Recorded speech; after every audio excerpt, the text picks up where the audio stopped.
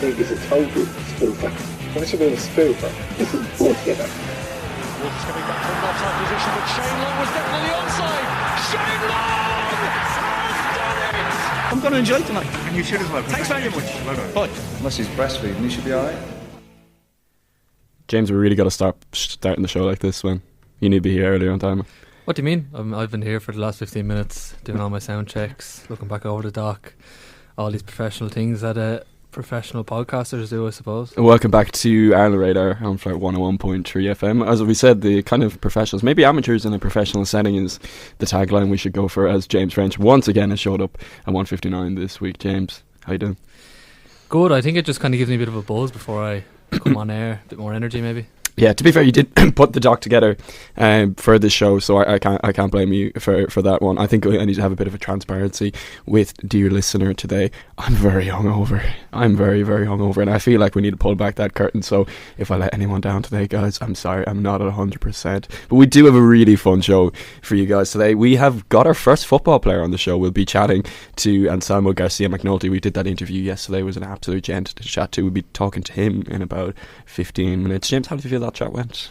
Good. Anselmo, long-term follower of the page, and now I suppose we can call him a friend of the podcast. I would think we could say that. I think our chat went pretty well, which will be obviously coming up for you guys shortly. We've got a bit more transfer chat in today's show because we're winding down towards the end of the window. Kind of some stuff we missed in the last one. The big news would be Owen Elding looks like he's getting a move. We're going to come to that in a minute, but first we're going to do our usual begging, guys.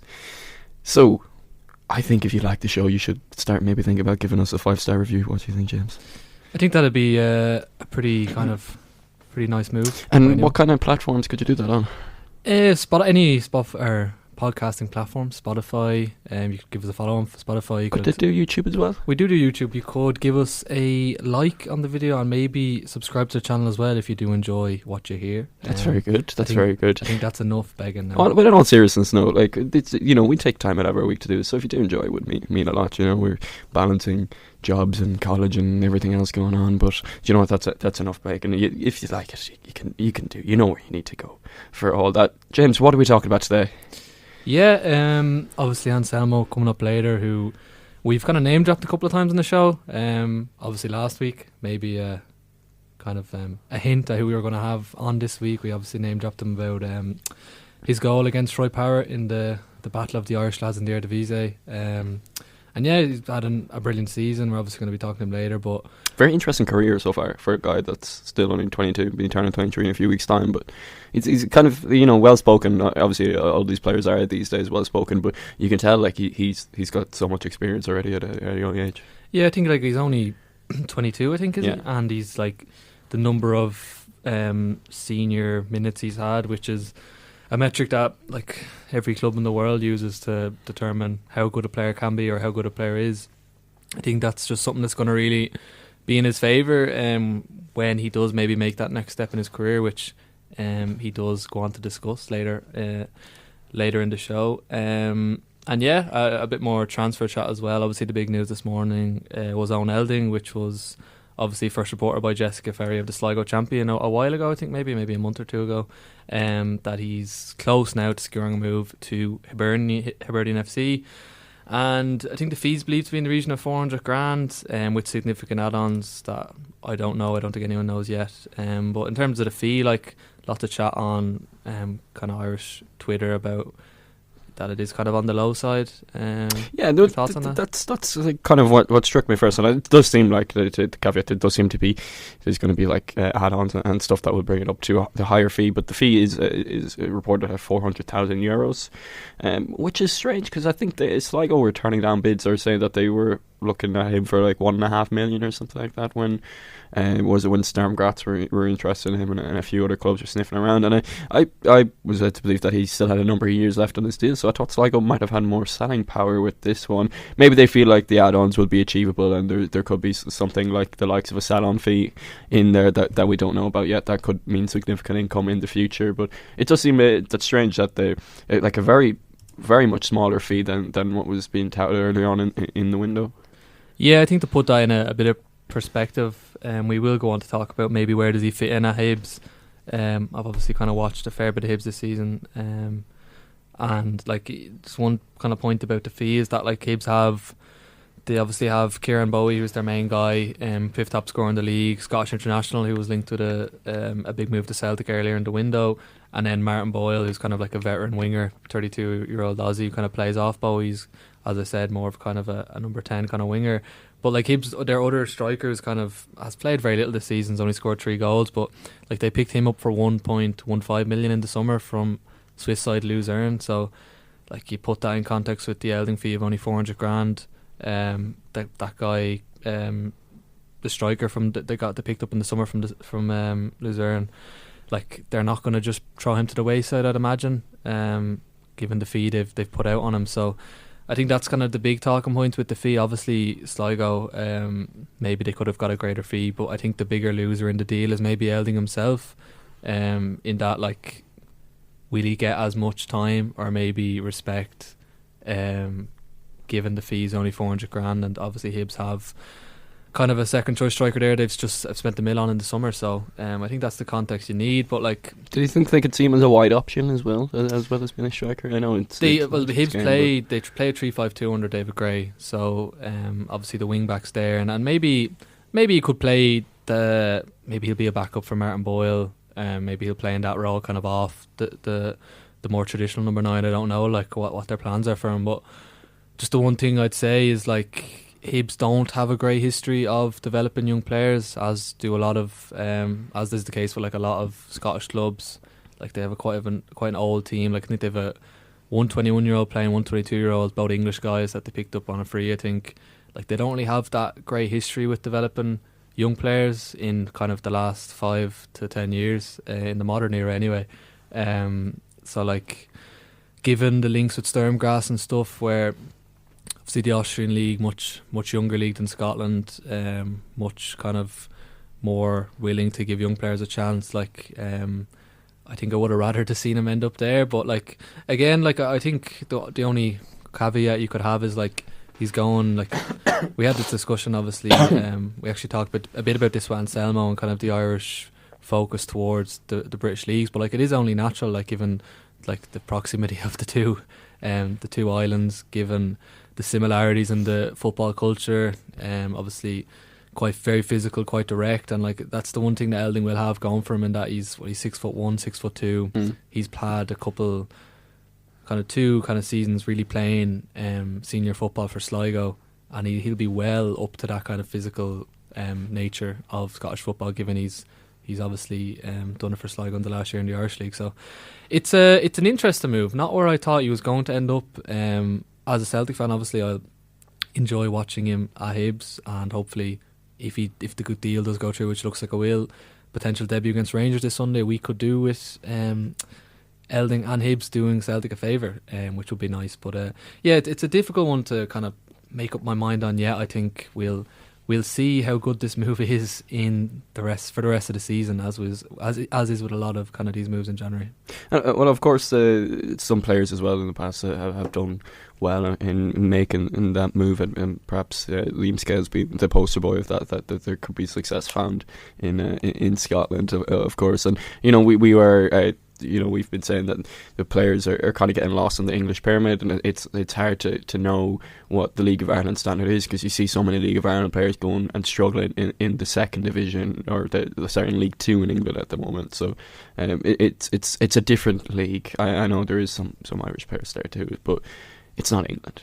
I think even like Jack Moylan, I think, said it in his article with David Snide last week about like there's a lot of guys in League of Ireland that, like, quality wise could play in League 1, but it's more about kind of a mental thing, an attitude thing, playing twice a week. Like, he said his body, when he was at Shells with Duff, like, Duff literally told him, you can't play Friday, Monday, your body just isn't able for it. And he said now he's obviously well able to do it. Like, I think it's less so a quality thing and maybe more a kind of physical thing, which we've talked about, in how, like, if you are a good athlete, you're obviously going to scale up better to the higher levels, and even maybe a mental thing, being able to play that twice a week, I think is another aspect of kind of going from League of Ireland to League 1, League 2, wherever it is, and succeeding. Yeah, and of course if he can get into that first team, then he's in a position where he can really set his I think career he up definitely will be. He's definitely be a part of the first team picture. Like, Hibs don't have that many They don't have much depth at striker position. Like, what kind of money is this for Hibs to be thrown around? Like, have they got? See, this is the thing. Like, they do have a history of spending upwards of 500 grand, upwards of that, like on a striker. They bought this guy Dylan Vent from Dutch second tier a couple of years ago. I think he was top scorer in the Dutch second tier. He came in and just absolutely flopped. Went back to Holland and it's done really well, but. That's the one just caveat I'd have is just the fee, because like as we've seen, the bigger the fee, the more respect the clubs are going to give the player. And we've seen lots of times League of Ireland players going to the EFL or wherever it is and just not get that respect because the fee is so low. Like if the player does fail, they can kind of be discarded quite quickly and moved on, and maybe that time and patience isn't there. But listen, hopefully, like David Gray's a very good manager. I'm obviously fond of Hibs. Like hopefully Elding is given a chance, and Kieran Bowie, who is like their main striker, has been linked with a move this window, could get a move in the summer, and if he does, like that kind of will free up Elding to kind of really be involved, hopefully. So yeah, and from one striker that's kind of in that age bracket to one even younger as well that we're still keeping tabs on. Michael Noonan's bid towards it looks like Hoffenheim is the direction that he's still going to. That doesn't seem to be progressing too much further. I think they've just had another bid turned down that was short. That was we forgot to mention that last week. That was I think the 17th. Last week or the week before that, Dan McDonald tweeted that. Yeah, I think that there was also some rumours that some Premier League clubs were in for him. Do you think he's going to find that move this window, or is it? We're getting quite late into January at the moment. Yeah, I think it's an odd one because I'm not sure if Rovers are looking at strikers. I know they had the links with Sean Maguire, but it's not like they've went and kind of brought in like a striker already to replace him. So I think it's a weird one. I'm not really sure if he will get the move. I think it is a bit late in the window. And of course, Shamrock Rovers are under no pressure to sell at the moment because they've got the money from Ilya.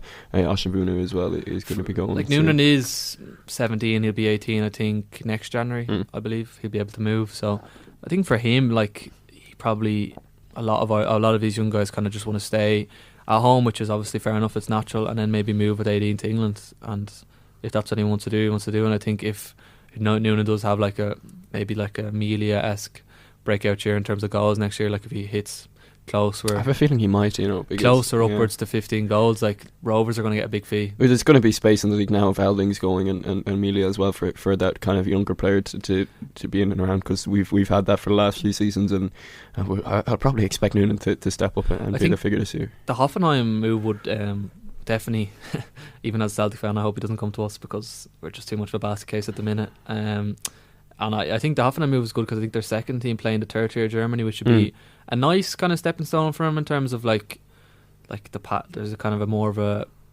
like nice pathway for him there. Strikers do well in Germany.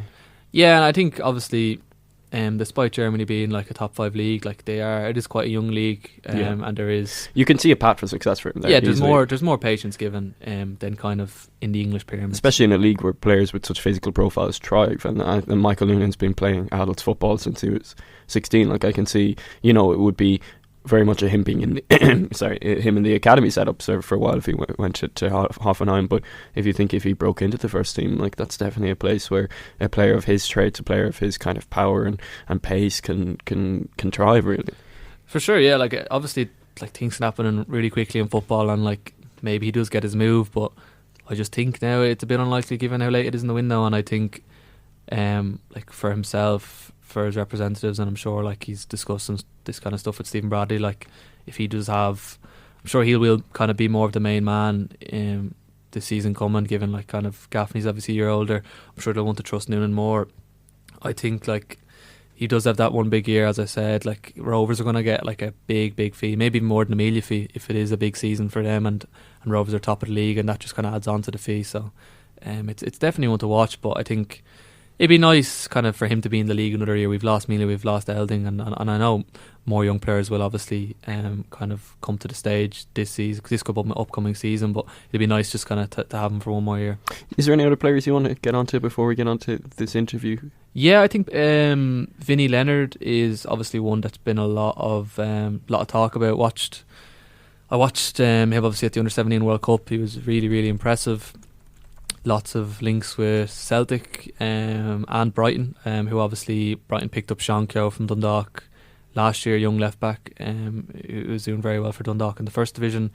And there was reports, I think, especially on Brighton fan accounts, that he was like the deal was kind of done. But Kieran Kilduff said on Monday that like there's been no truth in kind of any of the links really, or maybe not the links, but like the bid or kind of any deal agreed with Brighton. Like he did acknowledge interest in Vinny, but like it's definitely not completed. So and he'll be another one. Like it'd be really nice to see him in the Premier Division for at least kind of like for a year, and then maybe he gets his move after. But like he is still only, I think, he's still only 17, so I'm not sure when he turns 18. But yeah, it would be really nice to see him kind of in the league, in the Premier Division this season if he stays. All right, very good. I think we should throw to this interview now. We can come back and maybe talk about some other players that need to get a move before in the last kind of couple of days of the window. Of course, the League of Ireland Premier Division season is starting next week. That'll be next Friday, I think, starting on the 6th of February. I think we should throw to Anselmo. We've got a great chat for you, about 15 minutes talking to Anselmo Garcia MacNulty, and we'll be back to you then after that. I've never seen anything like it. My name has been desperately sullied.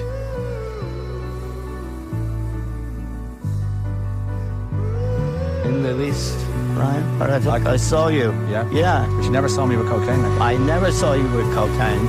You were always very clever. Yeah, no. I don't know if any of you've been cancelled before, but let me tell you, you don't want to be there. So it looked like it was complicit in this whole RT mess.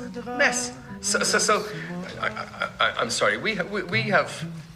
This has been the worst of times. Yeah.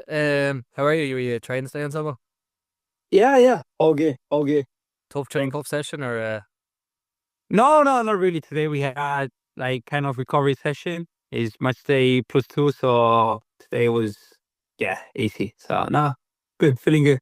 Very good. So obviously, Anselmo, most of us here would know you from your football. Obviously, with Ireland's under 21s, you're playing football now in the Netherlands for PEC Zwolle, where you've been since 2023. Currently 12th in the Eredivisie. You've played 19 of 20 matches in the league this season, which is, you've been a consistent starter for the team for the last 2 or 3 years.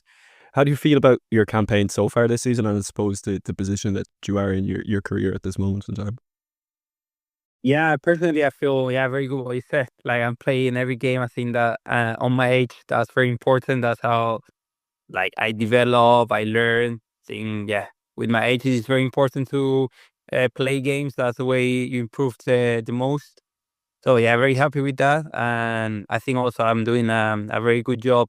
Very happy how I perform in the pitch as well.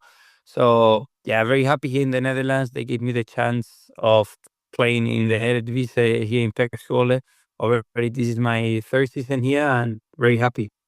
Yeah, obviously most Irish fans would be well aware of your background, and I think we've been championing you on the show for some time now, for as long as we've been doing it. But just for those who aren't so aware of your background, we get a lot of new listeners in all the time. Do you want to tell us about just your Irish heritage? Obviously, you've been playing for the under 21s and the underage setups for quite some time, and we're probably going to be expecting to see you in the senior team in a few years' time. Yeah, I know it's always. I said like my mom, she's the Irish one, and since I can remember, I spent every summer in Ireland with my family in Clare, in Kilmaley, and it's always an honor to go and play for the national team, to represent Ireland. It makes me and my family so proud. So just working on what you said, on getting that call up for the seniors. I'm just working for that, and that's my dream. Yeah, and I think a lot of Irishans would have seen, obviously, scoring against Troy Parrott's AZ Alkmaar the other week. And like his development in the league, obviously, has been kind of remarkable, kind of the seasons he's had this year and last year. Is there kind of a relationship there? And kind of, in your opinion, like what are the merits of moving to a league like the Eredivisie for an Irish player? Yeah, no, it's, as I told you before, it's a very good league for young players. I think they give you the chance to play games in such a good level, and you play against team as I said, Ajax, PSV, that are very good teams, Feyenoord. So it's a very good stage to show yourself, to make your next time in the next career. So I always tell the guys as well when I went with the 21s and 19s that they shouldn't close the door to go to the Netherlands or Belgium, and it's a very good opportunity for them also to show themselves. And as you can see, yeah, Troy is doing very good here. I think myself, yeah, I'm doing also very good here. So it's more, it's not just about England. You have more countries where you can play and develop yourself. Yeah, and obviously you started your career in Spain where you grew up with the youth team of Betis, and you moved to Germany and now in the Netherlands. So you've tested yourself with lots of opportunities. Is that kind of something you would recommend to Irish players? Obviously, you've never had that experience of the English league system, but I think we constantly talk about is where Irish players kind of feel themselves getting stuck in that English pyramid, and we see the success that you've had, that Troy's had. There's some players in the camps like Jake O'Brien who when he went over to Belgium and France and remade his career. Is this kind of something you'd recommend for those players, or maybe you've got friends in Irish squads who are maybe find themselves stuck in the English football pyramid? Yeah, absolutely. I always told them that, yeah, that it's more, it's not just about England. There are more countries, and maybe even better to make the next step on your career, because yeah, Premier League is a very top level. Sometimes that step is very hard, or even Championship as well. So why not go to a league like the Eredivisie or in Belgium or in France? That is a bit lower, but it's still a very good level where I always say on this age, the most important thing is that you play games and that you feel important. So yeah, and you could see, yeah, what you said, Troy, Jake, myself, yeah, you see that you get games and that you improve, and at the end you can make the next step on your career. You talk about making the next step of your career. We have mentioned your name, I think, recently in the last few months about who's going to be the next new face that we see in the Ireland squad, and we put yourself in the mix. We understand that there's been talk with Heimir Hallgrimsson and some of the Irish in your camp with yourself. Is that where you feel like the next step of your career to go is to become cap for Ireland, and how have those conversations gone? Yeah, no, I've talked with, yeah, with Heimir. Yeah, it was a good talk.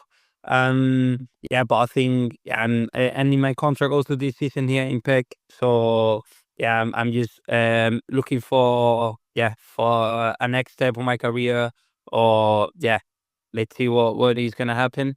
But also thinking about getting the chance to get in the national team, and play for Ireland is always been my dream, and it will be the world for me and my family. So yeah, of course, it will take place on my mind when I want to make that step. Yeah, also thinking about, yeah, going to play for Ireland and what's the best to get that call up. Yeah, and obviously versatile player as well who can play left back. I think maybe you've suffered the competition in the centre back positions, which is in the Ireland squad, which you'll know for some of your former under 21 teammates and stuff. There's so much quality in that position for Ireland, maybe more than any other position in the team, really. But do you feel like that the ability that you can play on the left side of the fence as well, or maybe even across the back three, will aid you in the future? Yeah, 100%. I also told me about it that, yeah, I played a whole season here in the division at the left back. In Germany, I used to play always at three at the back, so I'm also familiar with that system. So yeah, as you said, I can play left back in a three line, as a centre back. So yeah, I can bring a lot of options for the coaching staff and also for the team. So I told him also I can play whatever he wants me to put me on the pitch, if he's a keeper or a striker, whatever. But no, yeah, I can make a good job as a left back in a three line as a centre back. So yeah. Yeah, no, I was just going to touch on maybe some of the League of Ireland guys you've played with in the underage career. Like you've played with obviously good few lads who've kind of came up through the Irish system, like Matt Healy, Sam Curse, Josh Keeley, lots of guys you would have played in the defence with. What are your kind of thoughts on the league looking from afar, and the guys you've kind of played with who've came through the League of Ireland? Now, yeah, I think like it's surprised me like the level when I like first came in the youth camps, because yeah, when I was 15, 16, uh I wasn't very familiar with the Irish system or the youth system in Ireland, and the level surprised me. And yeah, you can see also now with Malia going to Tottenham, and a lot of young players that they're making a good job in the Irish league, and I think it's improving, yeah, a lot. Like team like Shamrock Rovers being in the Conference League, St. Pat's. It's always good to see Irish teams also in the European competitions. So, but I think it needs to improve even more, like facilities and everything. I think it's like a talk there in Ireland that facilities need to be better for the underage system in Ireland. So hopefully that will come soon, and it will be even better because you can see the product is there. There are good players, and maybe the with those facilities, we'll go maybe to the next level. I think that's the exact argument we've been making for the year or however long we've been doing this show. So very well said. James, you want to touch on the 21s, and James keeps up with the underage football in Ireland quite heavily. So yeah, just on the 21s, like I would have kind of been at a lot of the games in Tala, or just kind of watched nearly all of them. And obviously you came really close to qualifying for like a major tournament on 2 occasions. Really, really unlucky not to. How would you kind of reflect on your time there in terms of the squad, and then even the learnings you took from just over those 2 qualification campaigns? Yeah, we were very unlucky of not qualifying. I think we had such a good quality in the group. If you see player by player, where are they playing now? Where are we playing now? You can see it was at top level on the team, and we were very close. It was a very shame that we couldn't qualify, and it was also such a nice group. We were very good also personally with everyone. It was really like a good team, and yeah, it's very unlucky, and we were very sad that we couldn't make it to the Euros because we could really feel it that we could do it. But no, it was a very nice time with all the boys. Also, I play with some of them since I'm under 15 or under 16, so it's always good to see them as well. And also, I'm very happy when some of them they call up, they get the call up for the seniors and make their debuts and everything. It's very good to see them also there because I share, as I told you, dressing with them since 16, 17. So no, I think it's a very good age. 03, 04. Very good players. So yeah, I think you will see more of them going to the seniors. yeah, and before we let you go, we'd be conscious of taking too much of your time here, Anselmo, but I think we do have to ask. It's been a crazy few months for Irish football, and the right question to ask is, did you watch the Portugal and Hungary games that were just a couple of months back, and what were your reactions? So remember, I was watching here alone the game at home of Portugal, and I couldn't believe it. I was like, "Oh my God, what is going on?" And then in the Hungary game, I was in the car. I was like, I was listening in the radio, and when it was 2-2, I was like, "Oh my God!" And I hear, like in the radio, it's even more because you cannot watch it. So I was just listening, and I was so like panic and please score. And when I had that Troy score, I was like my phone with like my family texting me like, "Oh my God," because the chance was so small, and no one really had Ireland like in the map of qualifying for playoffs, and that's Ireland. That's how I think that's the best definition of Ireland. Like never give up, resilience, always working hard. Uh, I think it's a very good push, like for the playoffs now. There's a big chance that Ireland can make it for sure. And how exciting would that be? A World Cup, Ireland going over to America, and obviously they've got 2 tough games, or 2 potential tough games to get through. But you hopeful? Yeah, of course, of course. Also, it's in the US. Everyone knows how many Irish people is there in the US. So it will be massive. It will be massive. But I think there is quality in the group to qualify and to make it. So yeah, I think everyone believes a lot. So yeah, we need to trust the players because they have the quality. So, and I think that we're gonna make it, and I think everyone needs to think that. Absolutely. Yeah, listen, we won't take up too much more of your time, Anselmo. We just kind of wanted to ask you, like, kind of a question we ask any players or kind of coaches we have on. But Kind of like who's the best player you've played with, and then at club level or international level, and then like your toughest opponent so far. I would say I play with. I would say in the Betis Academy, I played 5 years with Fermin Lopez. He's now Barcelona Spain national team, and he was class already. He won every man of the match, MVP of tournaments. It was insane. And Irish level, I'm always a big fan of Andrew Moran. He's top players for top quality. How good he's on the ball. Yeah, it's like a play that you go to stadium to watch. So I would say these two for me. Ronan would be very happy to hear the Andrew Moran shout. He's a big fan. Look, just before I sign off, I just wanted to ask you, if we say maybe next year down the line or a few months down the line, just where would you like to see your career? Do you have any next steps in mind? I've seen some reports that your contract might be expiring, but I don't want to get you in trouble and saying like that is going to happen. But let's just say we were to do this interview again a year down the line. Where would you like to say that your career is compared to now?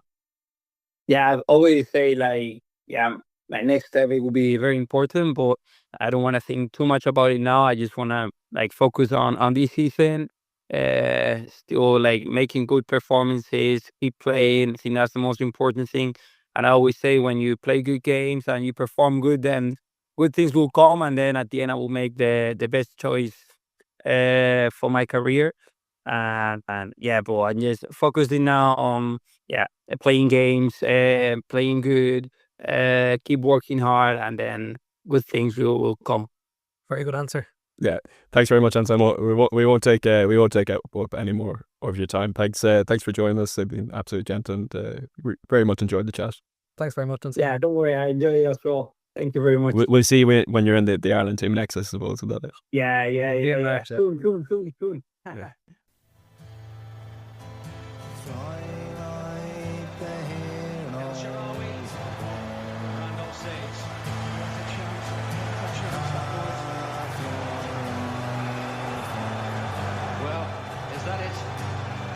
We've seen the moment pass, but it might have happened. Let's hope not.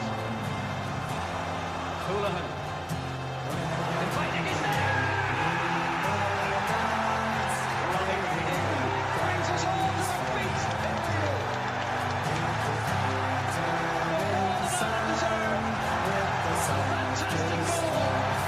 To put Ireland in front. Now, just 6 minutes remaining. And Leo sees Leon on the horizon. Okay, we're going to go with Wes Houlihan for missing the jump, but what a ball in. Just heard from new friend of the show, Anselmo Garcia MacNulty there. What a lovely chat that was. An absolute gent. Real absolute gent there. Is there any chance Fermin Lopez also has an Irish relation? Could we get his number actually and have him on the show? Fermin, we'd love to have you, man. We'd love to have you on the show. You can tell us all about life in Barcelona. I love that bit when he was talking about listening to the game on the radio. Like, I think we've all been there when you can't actually see the game, like how much more nervous you are for keeping up with a game.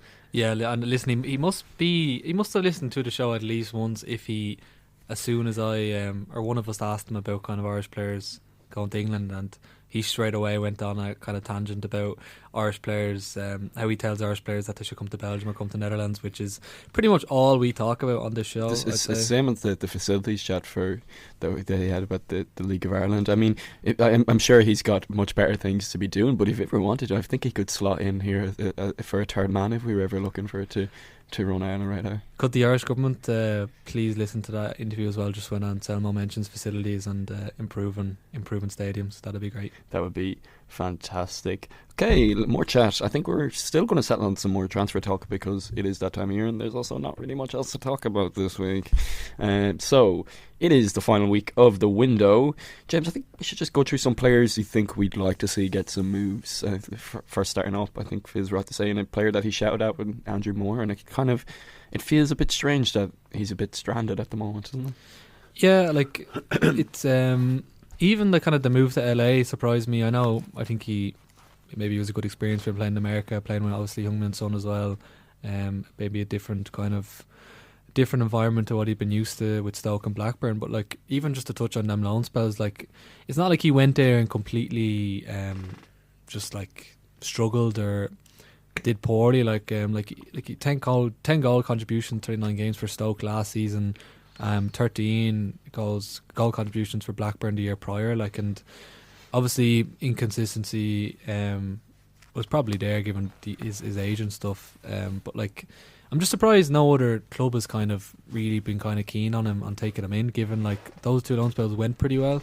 In terms of like his next move, Brighton obviously have the link with USG, they have the link with Hearts. I don't think he'd suit Hearts kind of direct traditional football. So a move to Belgium would be quite nice. Move to USG. I know USG are quite stacked. It's a bit of a step up, do you not think? They're playing in Champions League. Yeah, USG are quite.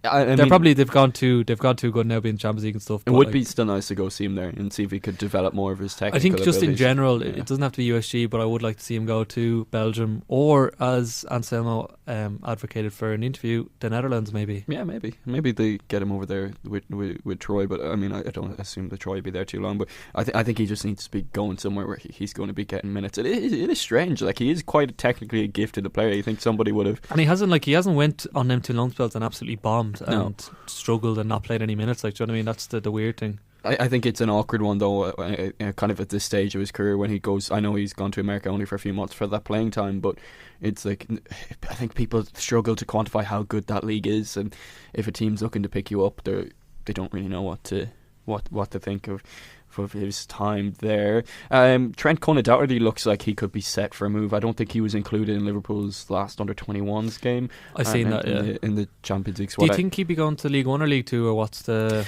I don't know, to be honest. Trent Cunn was very highly thought of when he came into Liverpool's academy, as far as I'm aware. Like, it was a decent sized fee that they paid for him, but he's had a couple of injuries since he's come into the fold. He's been involved a few times in the Liverpool first team, but hasn't really impressed.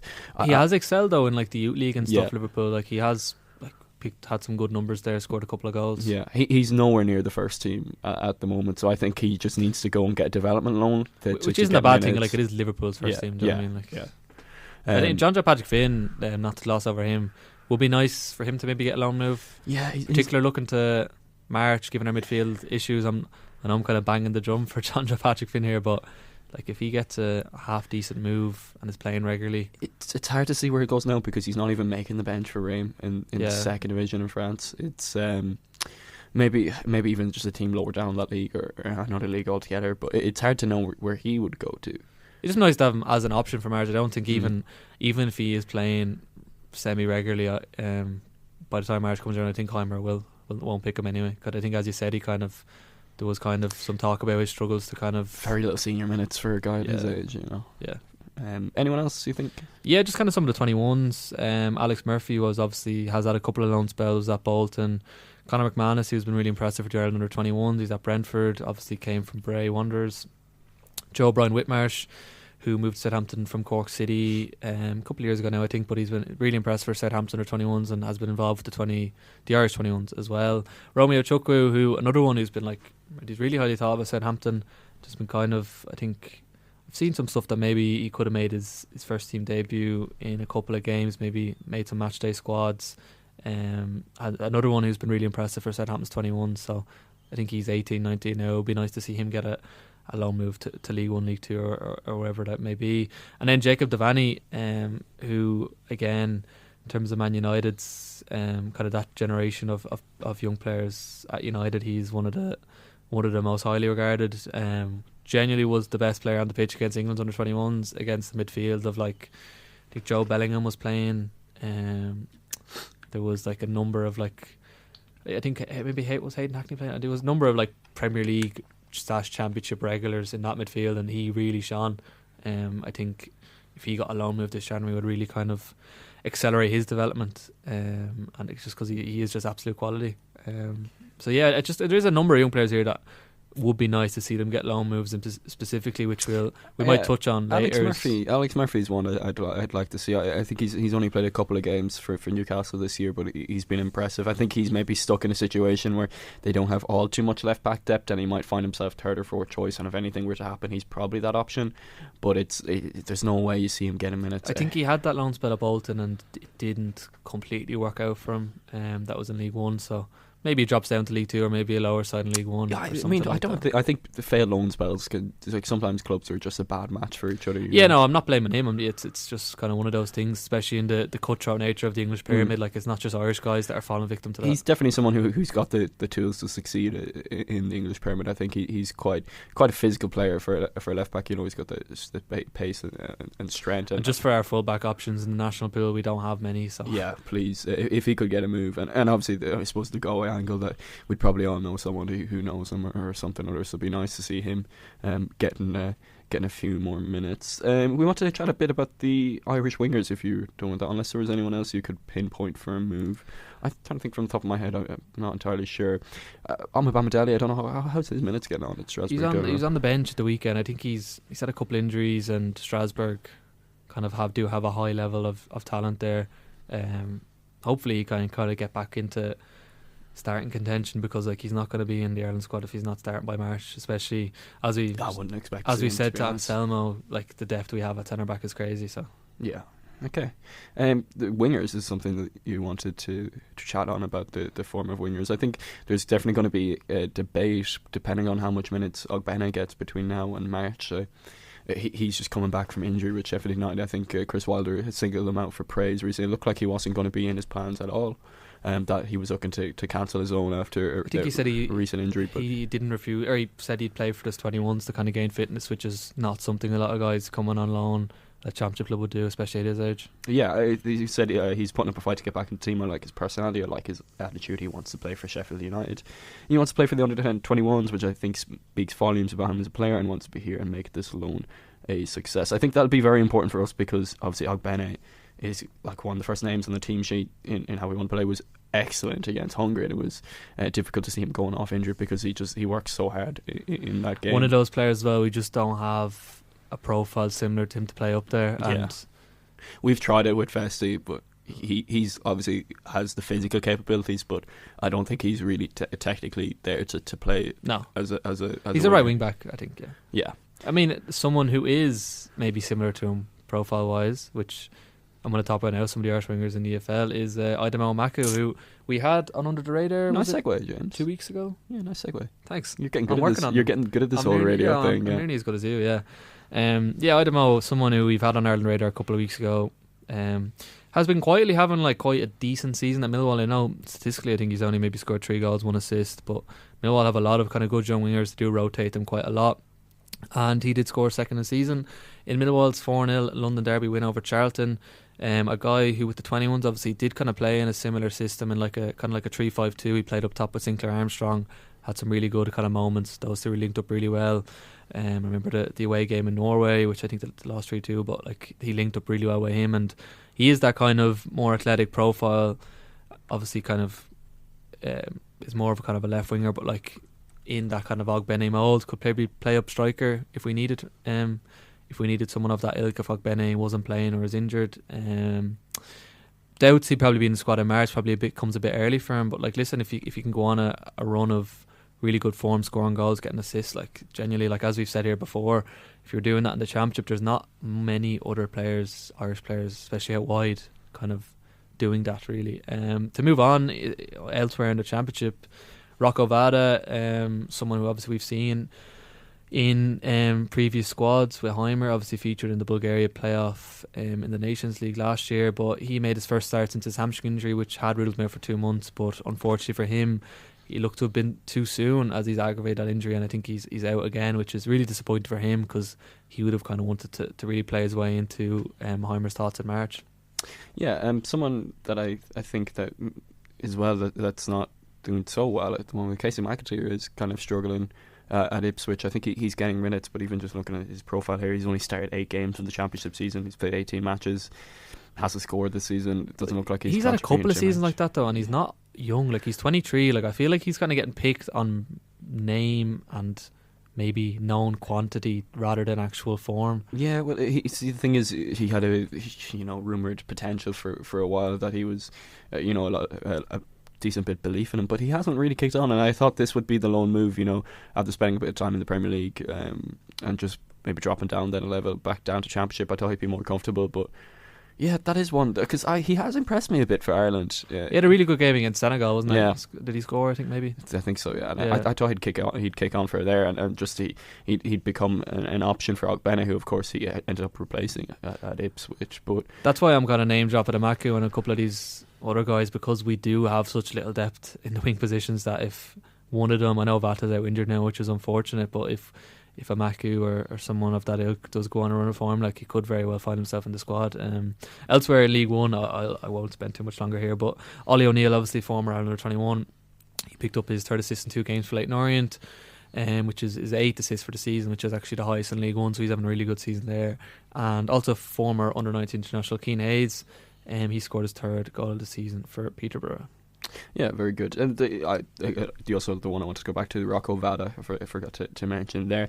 God, it feels like he's had a very tough time with injuries, and at a point in his career we're talking about McAteer that should have kicked on. This is the point where we're feeling we should be getting more Rocco Vada in our lives, and it's not really gone his way. He's still only year. 19, 20 though. Like, yeah. He was 20, I think 21, and like, this is his 2nd season. I know he was at Celtic and was involved in matchday squads. This is his 2nd season playing consistent men's football. Last year was actually a pretty good year for him in terms of 19, 20-year-old winger in the Championship in his first season in men's football. It was pretty good, so I wouldn't be too quick on Vata. I think like he has a no. I think a lot of the problems haven't been for his own doing either. I think he's really had a run of bad luck, and you say they're aggravating an injury. I would have expected, if he was maybe starting more minutes, that he'd be involved in Ireland squad by now, because he hasn't really been involved since his debut, has he? No, I think he was kind of in and out of the Watford team, and then he's obviously had that 2-month injury, which meant he was going to be out for the games in September and November. Yeah. Anyone else you want to bring to the fore there, or do you think? No, I think we can move on. Grant, I'm going to throw to another audio bit, and then when we come back we're going to hit you with some James's pick this week for Under the Radar. See you in a few minutes.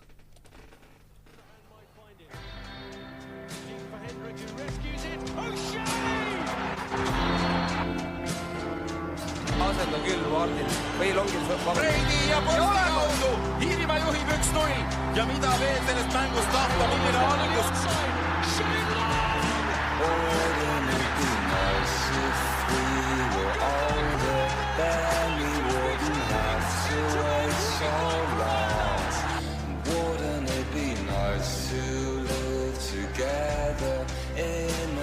That's come down only to McCarthy, played it on for Coleman. Coleman a chance to cross here. Seamus Coleman still. Coleman a little dink into the middle. What about that? Is that it? Have we seen the moment pass? But it might have happened. Let's hope not. Houlihan. Inviting is there. Robbie Brady brings us all to our feet in Rio. More than Ireland deserve. A fantastic goal to put Ireland in front. Now, just 6 minutes remain. And Lille sees Leon on the horizon. And we're back on 101.3 FM. This is Ireland Radar. We've got 10 minutes left of today's show. James, who do you have for Under the Radar this week? Firstly, I'd just like to collect my receipts on Jack Moylan, who I singled out for praise last weekend on Under the Radar. I think he got a couple of assists in his last 2 games, which is why I put him in there. And then he went to score 2 goals, 2 brilliant goals as well. If you want to, anyone's interested, wants to go have a look. Someone who, as I said, really high on. I think he has all the tools to go and play at a really high level. And just a profile that we don't really have in there in squad. So big ups, Jack Moylan. I will like to throw James under the bus here, and he wouldn't say on the show because he wants to avoid hot takes. But James told me yesterday when we were walking to get lunch that he thinks Jack Moylan will be playing the Premier League in a few years. Yes, I did, and I'm going to stand by that, and we'll see how that ages. And now it's been said live on air, so you have to. It has to happen now. All right, under the radar, James. Yes, moving on to another midfielder and someone who has been of some focus on Irish social media, which is Alan Brown. Obviously 30 years of age, experienced. It feels like he's Irish been around for international. ages, Alan Brown. Like 30, like He's I 30. thought he'd be a bit 30's close. getting on a bit here. I know, like. but I think I know I recently turned 22, but so Alan obviously at Middlesbrough on loan from Sunderland scored his third goal in 4 games in their 4-0 win over Preston at the weekend. Middlesbrough sits second in the Championship. Definitely a question there. Like, he offers a lot of versatility. He played at right back in 2 of his last 3 games. Has played defensive midfield this season. Obviously, in terms of what kind of profile he is, I think he's more of a kind of like box catcher midfielder. Has actually scored quite a few goals for us from the midfield position. And yeah, he's just having a really good year. He's already eclipsed the number of games he played for Sunderland last season, which he was 23. He's already played 24 this season, 3 goals and an assist. And yeah, someone maybe we didn't touch on much in our discussions maybe 2 weeks ago, was it, about kind of Cullen's replacement. Perhaps kind of because we have kind of we do kind of both agree that maybe similar to Jason Knight, he just is too much of a different profile to Cullen. Yeah, I'd probably trust him more than I would Knight in a double pivot because of his experience in years. But I'm actually quite surprised he hasn't been involved further in Heimir's plans. He was in, the first squad that was more picked by John O'Shea and Paddy McCarthy than it was than Heimir Hallgrimsson, but he hasn't been involved since then, and he's been playing minutes obviously this season. Middlesbrough is second in the Championship, and they'll look like they'll do well with their promotion push. But I'm kind of surprised somebody that's been in previous Ireland squads, offers that versatility, good set piece threat, good creative player, hasn't really been involved more. Especially because we don't have that many like right wing back options. Like, he is very kind of useful. Now Heimer's talked a lot about versatility, so like he definitely, if he continues this up, I think he's probably a for sure inclusion in March, especially given the midfield injuries. Yeah, and I think it'd be nice to see him in the squad, and obviously experiencing somebody who's done it before, and may he continue to fly the flag over Middlesbrough, and hope they do well. Right, Fergie Watch, James. Is this not your segment? Yeah, no, it is my segment. I'm just introducing it. Hold on. We have a really eventful one this week in that Ferguson did not play. The end. No, Evan Ferguson was an unused substitute as AS Roma drew 1-1 with second place AC Milan at the Stadio Olimpico on Sunday. As we kind of feared, a new loan signing Daniel Mallon led the line, instead kind of making competition for places there. I think, James, you pointed out that he's the only fit striker in the Europa League squad, though, so you'd expect him to get more minutes there. The new strikers aren't registered for the competition as of yet. It could be copium from me, but like Dovbyk is injured, Mallon and Vaz aren't registered, so like he is the only man that can play up front.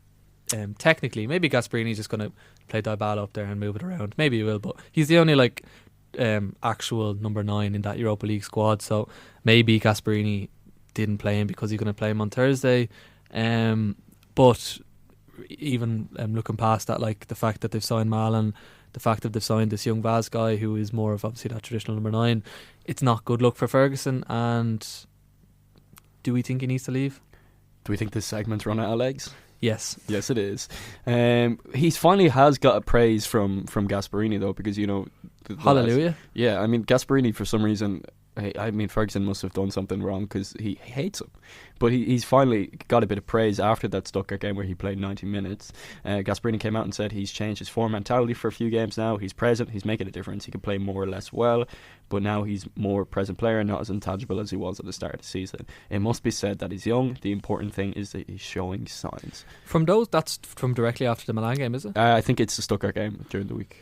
Yeah, so from those quotes, maybe... I think he's probably going to say it then, is he? But I know things can happen quickly in football, but yeah, no, I think reading to those a lot of Gasparini's coming out against Ferguson has been because they've been looking to sign a new striker. I think he was trying to sign Xerxes for Man United, and the board wouldn't get for him. So maybe they realise that that's not happening, that he's going to get behind his player. But also, I think from this point out, we're expecting that Ferguson will stay there for the rest of the season. And he must have he knows that for March, he obviously will want to be the main man in March. Despite, I know Parrott's probably, regardless, even if maybe he gets an injury that he won't be, but I think regardless, Parrott's going to be the main number 9 in March. But in Fergie's mind, he'll be thinking he'll want to be the main man. So you'd imagine that him and his representatives have had some guarantees that regardless of those signings, that he will play he will play minutes, regular minutes for the rest of the season. Yeah, and obviously there was talk of him maybe perhaps going to Fulham on loan move, but it looks like they've solved their striker injuries. Ricardo Pepe, Ricardo Pepe 35 million or something. Which also probably rules out Troy Parrott going to Fulham, who's linked there as well. But I don't think I'd expect Parrott to move this window either. But yeah, that's kind of it for Ferguson. Hopefully he can get more involved. Obviously he's just coming back from injury as well, which is the caveat there. So I think him maybe not playing so many minutes could have just been a load management thing. But speaking on minutes and Serie A, another nice segue for me, if I say so myself.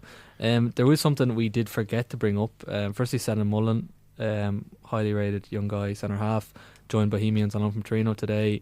And yeah, I just wanted to kind of talk a bit about just Irish players that went to Serie A, and it has gone pretty badly. The Italian Primavera, which is kind of their academy league, is a bit of a debt move for Irish players, as it looks like. Justin Ferzaj, who was obviously went to Frosinone a couple of years ago, very highly touted. Came back to Ireland last year with Brown. The first division now is at Crawley Town, who were 20th in League 2. Carl Heffernan, who was obviously been at AC Milan, Newcastle. He's now at Harrogate Town, who are bottom of League 2. And now we obviously have Senan Mullen, who, to be fair, has actually done reasonably well in Italy. Was quite highly regarded by Torino and did have a loan move to Serie B. But just an interesting stat that before Mullen left Dundalk, which was his boyhood club, to join Torino, he had played 4 senior games. He returns home to Ireland to play with Bows, having only played 2 senior games in the years since, which is a pretty damning statistic, to be honest. And both them games came in Serie B. So yeah, I think just wanted to touch on that because we've kind of wanted to just kind of mention the kind of Italian kind of thing in the last couple of weeks, and we did forget to mention earlier. Yeah, there was so much excitement a few years ago about it happening, and it seems to have kind of completely fallen flat, like that we don't have really any kind of success story coming out of Italy compared to the amount of players that we had going over there. Yeah, and I think Mullen, one nice thing is to take out of this is, like, Mullen was talking about how, quoted on the Ball's website, that he could have gone to loan to another club in Europe, but he wanted to come to the Irish League and have a full season at a club like Bows, which he said, and especially with the club in Europe this season. So it's definitely nice that these Irish guys are kind of willing to come home on loan and they don't see it as the end of their career, which will kind of be the kind of stereotypical mindset that a lot of these young Irish guys would have had a couple of years ago. Yeah, and that's about all we have time for today on Ireland Radio here on Flight 101.3 FM. If you do listen here live on the radio, you can catch us next week. We are live, as always, Tuesdays from 2 to 3 o'clock. You can find us on all the usual podcast platforms, Spotify, YouTube, pretty much anywhere else. Anywhere you want to go, you'll find us. Leave us comments, leave us reviews, leave us ratings. Thank you, James. Thank you, Dylan. Thank you, Anselmo, for coming on to the show today. It was a great chat, and hopefully we'll hear from more of the Irish players coming up in the future. We have a song for you now. We're going to play Stranger by Hans and Grin chatting. See you next time. Goodbye.